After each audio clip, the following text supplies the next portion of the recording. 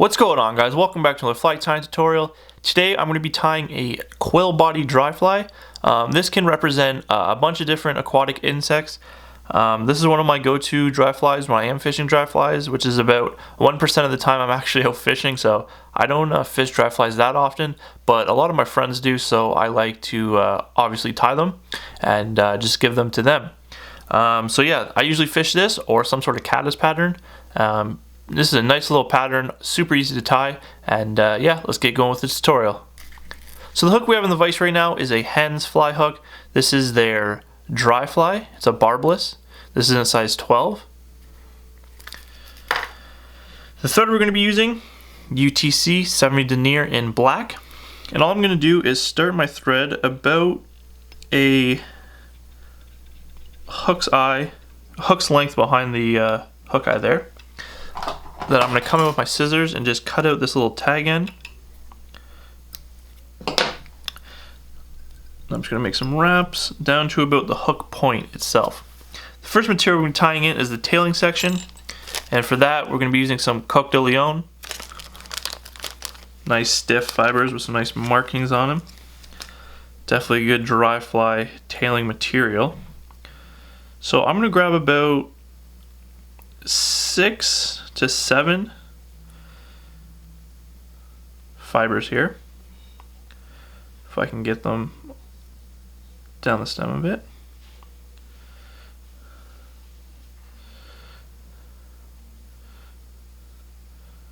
So I'm just going to strip those off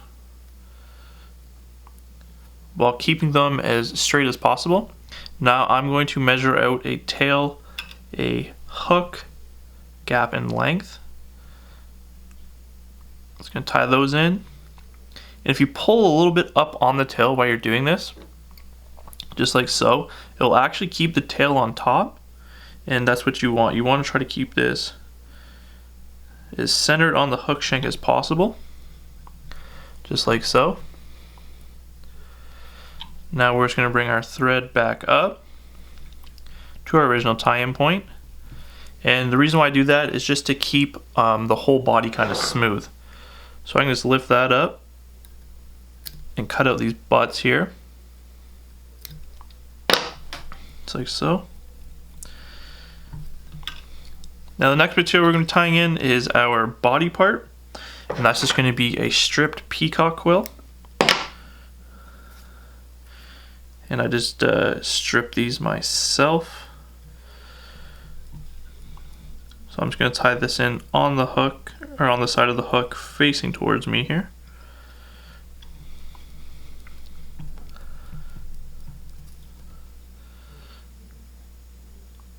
Now these peacock curls, they have a flat side that has a little black rib. You can see it when you actually have one in your hand. And that's the side that I like to put up. And with these wraps, I'm just barely touching them. You don't want to overlap them, or you don't want to have a big space in between them. You want them just touching.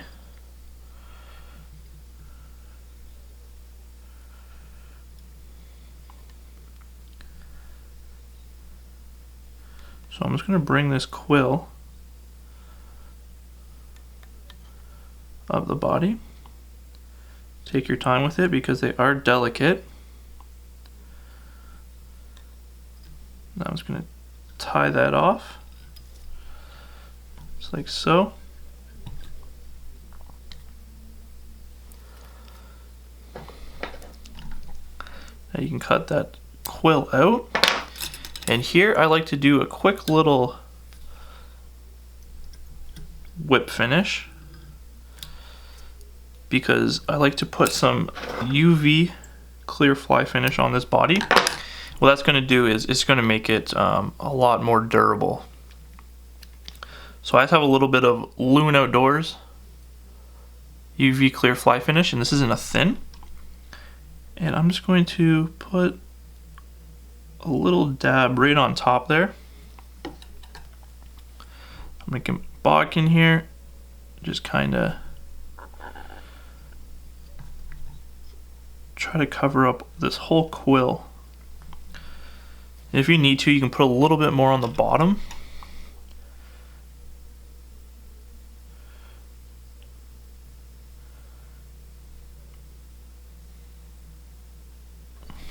Just like so. Definitely take your time with this.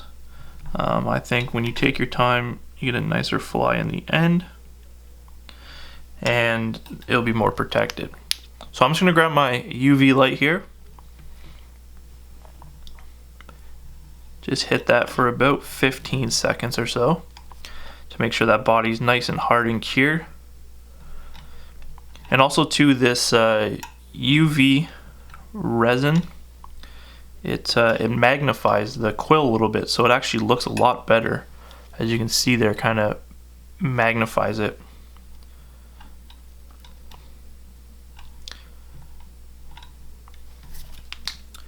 So now that once that's cured, I can actually come back in with my thread. I'm just going to start it right where I tied it off. Gonna cut that little out.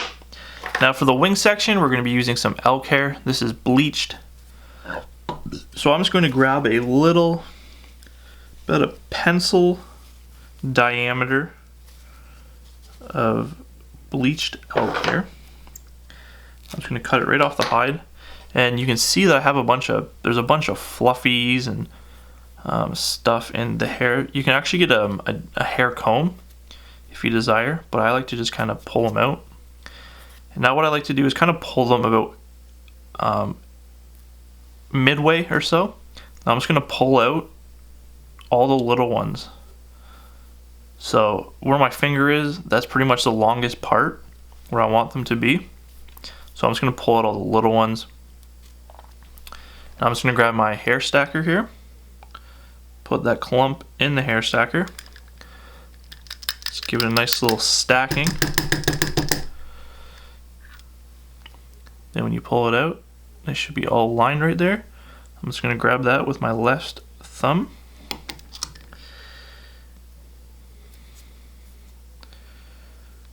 Now the wing part, I like to keep it just so the back of the elk is on the back of the bend. So I'm just going to take 2 wraps, loose wraps, then pull straight up. And what that's going to do is just going to make it so it doesn't want to slide on you. Just like so. So you can actually come in with your scissors now and cut the remaining of the butts out.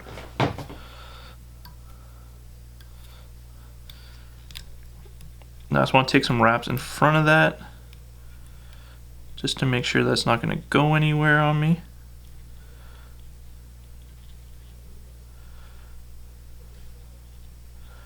Kind of just smooth it out a bit so it's ready for the hackle.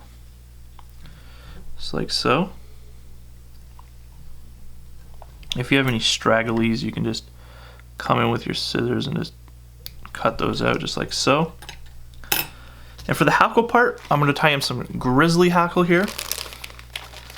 I just have a little bag of just random hackles. What I do is, I don't like throwing these out because they're pretty expensive. If you've ever bought a dry fly neck, and so I just put my little, like this is just a little piece right here, but this I can still tie a couple flies off it. So I just throw them all in a little bag here, and just use those up before I start. So I'm just going to pull back a little bit of those fibers there. So I have a nice little place to tie in here. I'm just going to tie that in right at the edge of my thread wraps. I'm just going to grab that hackle. When you're wrapping this in, you want it to lay back.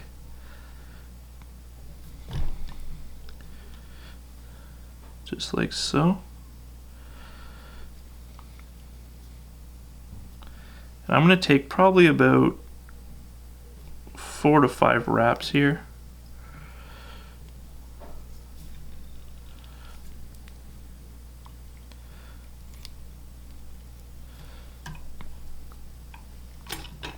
I come with my scissors and cut out that little extra piece of hackle, and I can definitely get another fly out of that. So I'm just going to pull back all of these fibers right now and just get some nice little thread wraps and build up just a little head on that. Now I can come in with my whip finish tool and finish off the 4 or 5 turn whip finish without trapping any of these fibers.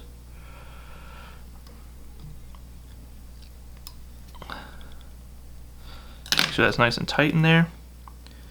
Then you can come in and cut your little tag end out. Kind of prop that wing up a bit. There you have it. Nice little quill body dry fly.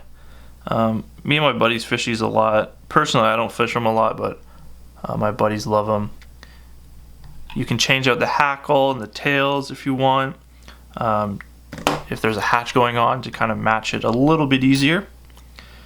But I like the grizzly with the bleached elk hair. Hopefully today's video, guys, if you did, give it a thumbs up. Subscribe if you haven't yet. Drop a comment, let me know if you have any questions or anything about the fly. Thanks a lot again for watching, and we'll see you in the next one.